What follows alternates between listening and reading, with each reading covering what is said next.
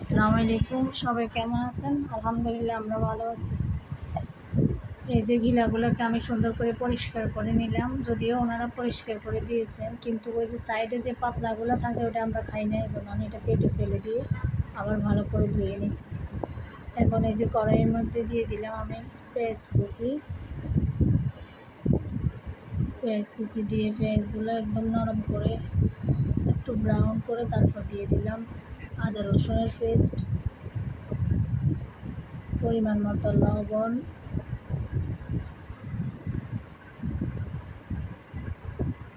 ধনে গুঁড়ো, জিরে গুঁড়ো, গরম মশলা গুঁড়ো, হলুদ গুঁড়ো এবং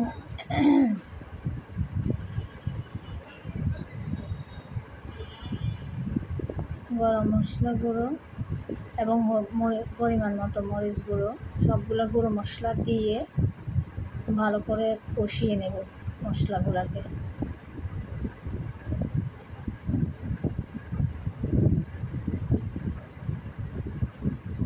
আর দিলাম গোলমরিচ গুঁড়ো, যেটা আমি বাসায় নিজে তৈরি করছি।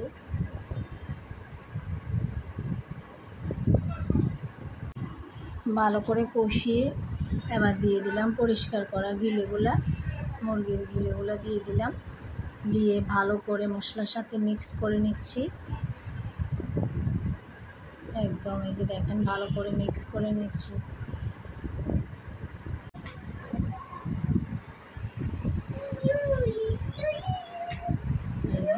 ঢেকে দিব এবার।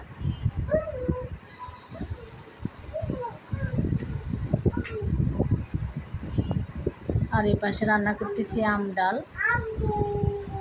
যেহেতু এটা ভুনা করব শুকনা খাবারের জন্য, এটার সাথে একটু ডাল হলে ভালো হবে। ডালে দিয়ে দিচ্ছি আমি আমগুলোকে আগে থেকে আমি পাতলা করে কেটে নিয়েছি।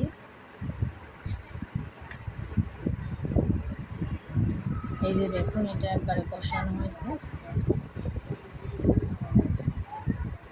এবার একটু আলু কুচি দিব পরিষ্কার করার পরে, যেহেতু একটু অল্প আর তার উপরে আলু তো লাগবেই, বাসায় আলু খায় সবাই, তার জন্য একটু আলু কুচি করে দিয়ে দিলাম।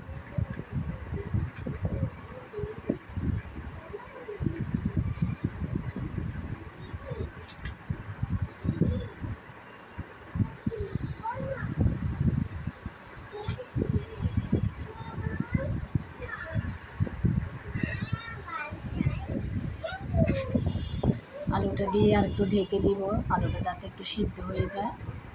এবার দিয়ে দিচ্ছি একটু টমেটো কুচি, যাতে ঝোলটা একটু গাঢ় হয় এবং টমেটোটা দিলে খেতে আরও মজা লাগে।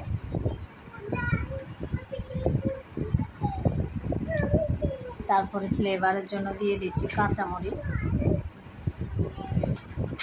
আর দিয়ে দিচ্ছি পরিমাণ মতো একটু পানি, যেহেতু আমি ভালো করে কষিয়ে নিয়েছি তার জন্য একটু পানি দিলাম।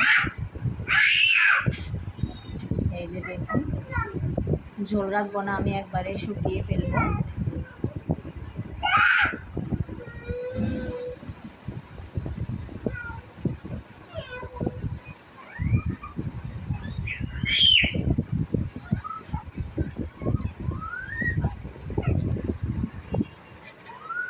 মুরগির গিল এটা আমার ছোট ছেলেটা খুব পছন্দ করে, ওর জন্যই আমার এটা অর্ডার করা।